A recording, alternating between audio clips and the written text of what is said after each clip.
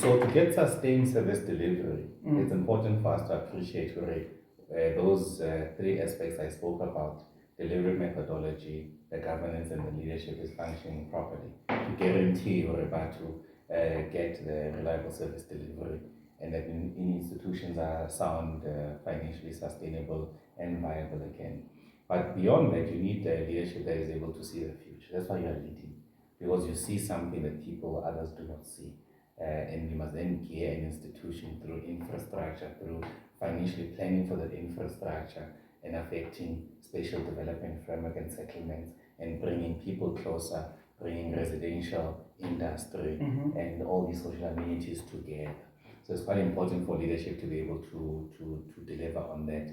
I think part of our recovery plan for the country, we speak about the importance of unlocking citizen potential.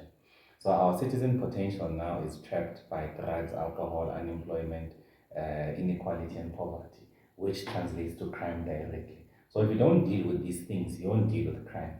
So part of what is hampering all of these things is the fact that there's illegal immigration in the country. So South Africans are competing at everything with foreigners, whether it's healthcare, whether it's education, employment opportunities. They are competing. More Delside, the Renval primary, 90% is foreigners, which is a public school. Model side, when you go regularly, they will compete to get access Is to it a public school? It's a public school, model side, Renval library, and 90% is foreigners there. So it doesn't make sense to. How are we going to fix that? So this is what we propose to do when we say we want to unleash citizen potential. One, we must strengthen the law of the country. We must prevent people who come in the country illegally, and those who are already here must send them back home. Wow. Number two. Now you hear what Xiluva is going to send these people back. Well, it's a crime. That's good. It's illegal. So when people say illegal immigrants, you've committed a crime. So okay, I must send you back home. The law is, I'm not being extreme, I'm not being xenophobic. I'm saying the law. Are you not fearing the fact that you're going to be labeled xenophobic? It's better to be labeled that and stand for the truth and your people. So we always say foreigners and visitors, they don't have an inherent right to be South African.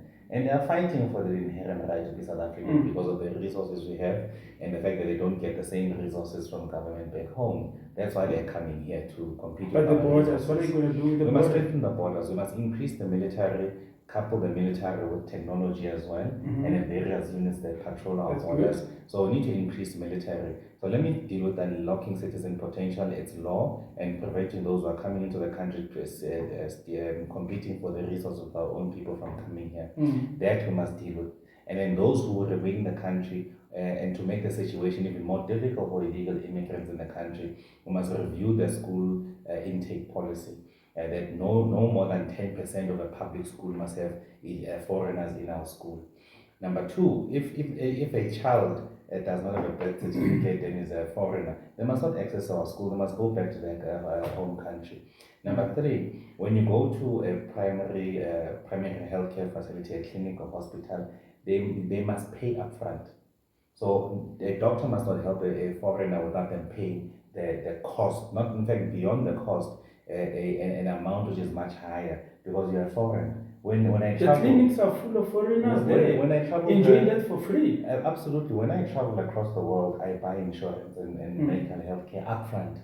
So if something happens to me when I'm traveling, then I know I've purchased my medical insurance. So I'm not a burden on that country. Here in the country, foreigners must know there's an amount for South Africans, there's an amount which is 3 times for foreigners, and you must pay that upfront. And then that will stop them from competing with us and they'll have to pay. And I think creating those circumstances, including school, if you then limit for 10%, and you have a cost which is 3 times higher than South African for school fees, and they must pay upfront January. Many of them will send their kids back home, they will go back home. We'll start to see that we are actually managing to deal with our internal situation as well as keeping them out as well. But the fourth part is a much more complex. I think the third part of dealing with immigration and also unleashing South African citizen potential is actually economic diplomacy. So it means that we must know that it's far cheaper for the country to partner with South Africans who can do business in Zimbabwe and create jobs in Zimbabwe. And it's far cheaper to create jobs in Zimbabwe than keep fighting foreigners in the country. So you keep them home and create jobs for them at home and to the benefit of our country. So we must then have South Africans that we know whether the country will assist them. Your PIC, your IDC will partner with them to go into mining in Zimbabwe, agriculture in Zimbabwe. 40% of that comes back into the country. So it means we're building citizens that are responsible, but at the same time, there's a national interest that we are pursuing with economic diplomacy by investing in Zimbabwe, because we need to have a responsibility. Because if we don't do so, we'll have to build a wall that's almost 100 meters high to prevent everyone, and then they won't even use the wall to jump. They'll start digging holes and creating tunnels.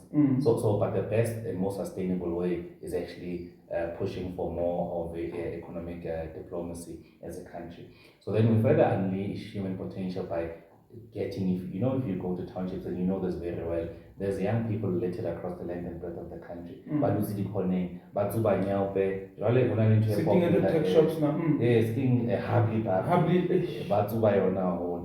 So we need to take those young people and put them in the military for 2 years. Wow, that's good. Which age? 1849. Lower energy. Oh, really? Years. Cool, man. 2 years. Like in Israel, these people, it's like everybody goes. You must. I want to run ahead. If you make that law now as government, I'm telling you, there are people who are going to run to the Constitutional Court and say, but my right is this. I don't want to do this. I don't want to do this. So once you have parliamentary sovereignty, once you've made law that once you turn 18, from ages of 18 you need to 20, to have this to the military. And we then say by 10 years' time, no one will work for government, including senior levels of government, without having gone for conscription. So then we are building a different citizen. A citizen that's paid. But this was happening before. It was happening, but it stopped. Okay. So some things that you need to see, the challenges of society we face today require solutions that have been tested before. And there's nothing wrong with them. Okay. And can black people defend themselves? For now, no. We are the most vulnerable. Rainuela,